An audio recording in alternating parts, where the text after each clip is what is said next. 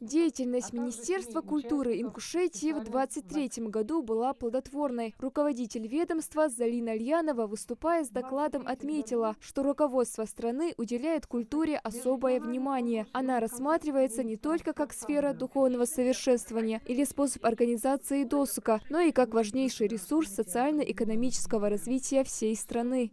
И не случайно уровень кассового исполнения нацпроекта «Культура», которому уже 5-й год, один из самых высоких среди других направлений.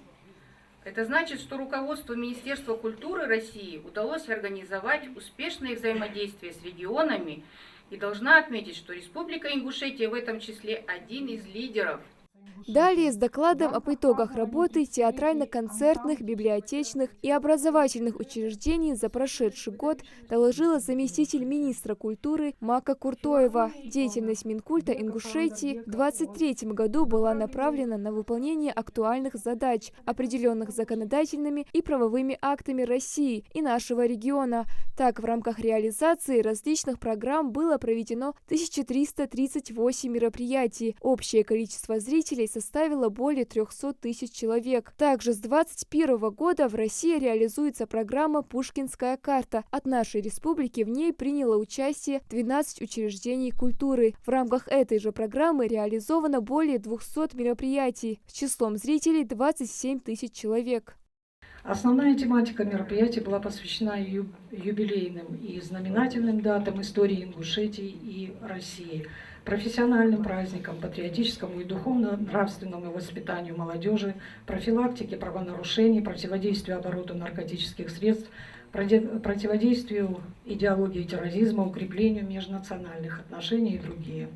Также в соответствии с отмечаемыми знаменательными датами в рамках реализации социально значимых республиканских проектов в 2023 году проведены мероприятия, посвященные Дню защитника Отечества, Дню депортации ингушского народа, праздничные мероприятия к 20-летию создания государственного ансамбля «Ингушетия» и не только. Помимо этого были организованы гастроли в таких городах, как Грозный, Казань, Пятигорск, Москва. Участие в 11-м Всероссийском радиофестивале в городе Грозном. Итоги солистка филармонии Хава Евлоева была награждена дипломом лауреата 1-й степени. Участие в 14-м международном фестивале-конкурсе сольного танца имени Махмуда Исымбаева в городе Грозный. Гастроли Лакского государственного музыкально-драматического театра Копиева имени Копиева в Республике Ингушетия.